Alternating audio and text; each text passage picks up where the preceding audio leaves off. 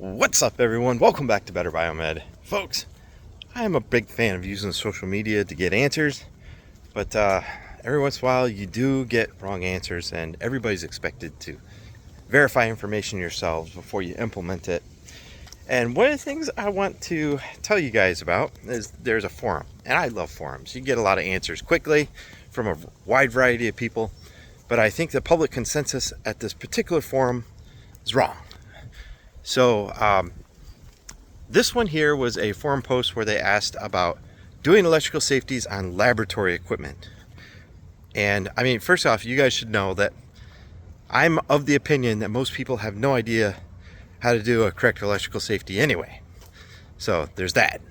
But then you compile that with laboratory equipment that is now networked and it stays online and gets patient lists and exports data constantly, along with backups and software pushes.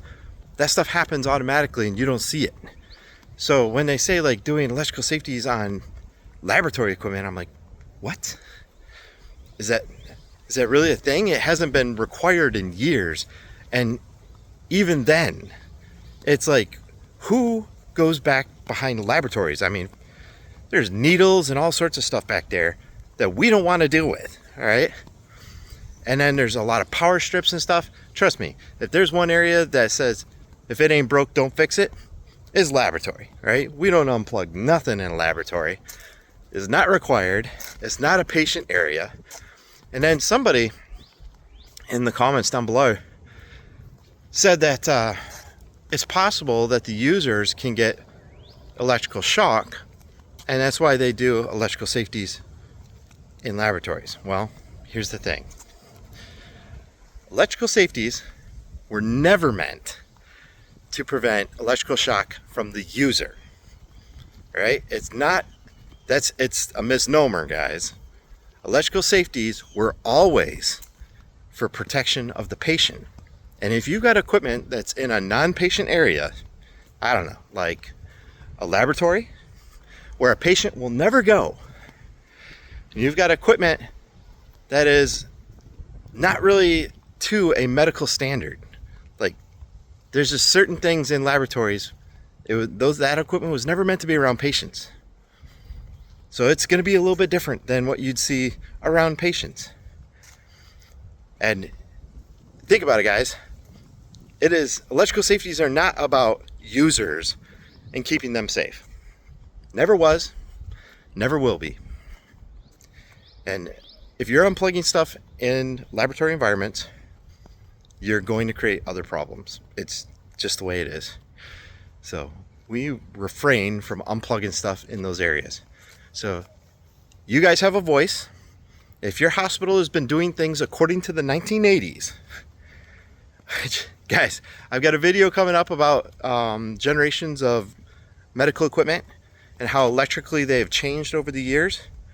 It's kind of a comprehensive video, so it's taken me a while to produce, and I'd like to have physical examples of what I'm going to talk about. But guys, equipment it operates completely differently than it did back in the 1980s when a lot of these electrical regulations were written. First off, on Gen 1 and Gen 2 devices, a lot of the components inside ran off AC power. So if it runs off of AC power, your motors and stuff, then you're going to have a lot more leakage and a lot more chances of not being able to have current protection and stuff like that. Well, modern day devices, most of them, have brushless motors, which means they have to convert the power over to DC, and then the power then is being attenuated and monitored for things like overcurrent protection. Electronics are way different than they were back in the 1980s, guys. And the risk and the ability to electrically shock a patient is exponentially lower than what it used to be. Just the switch mode power supply alone pretty much changed the game. And that was in the early 90s. Okay? So electrical safeties are not there for the users. They're there for the patient. So just remember that, guys. And if you have a hospital where they still make you electrically taste, if you have to electrically test things like coffee pots and stuff, step in, guys. You guys have a voice, and if your leadership is too weak to sit there and actually guide you, we're not getting more biomeds, not magically, okay? So that means that we have to get away from the stuff that's really, really low risk, all right? And that's where an educated and responsible manager is going to sit there and tell hospital administrator that we have to change some of these policies. If it's in your policy, then yes, you have to do it. But that includes standing on one foot before you enter a doorway. If it's part of your hospital policy, then you have to do it. It's kind of stupid, and it's your responsibility to stand up and say, hey, this is kind of ridiculous.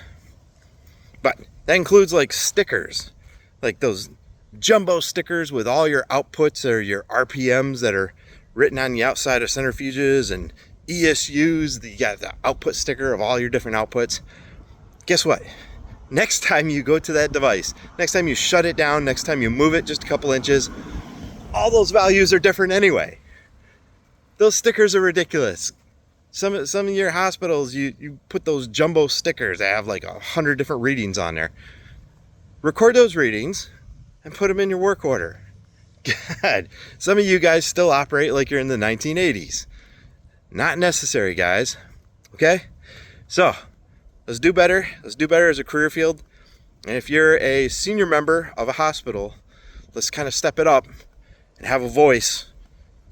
And you are a mentor to even the leadership at your hospital. Guide them. It's not necessary anymore. It hasn't been for years. Let's do a little bit better. We're not magically getting more biomeds out there. Let's actually focus on the things that are a real patient risk. And there's plenty of them, guys. I don't have to list them off. There's plenty of them. It's just things like laboratory equipment, not necessary, guys. Now, yes, you do regular preventive maintenance checks, but not electrical safeties. Thanks for watching, guys.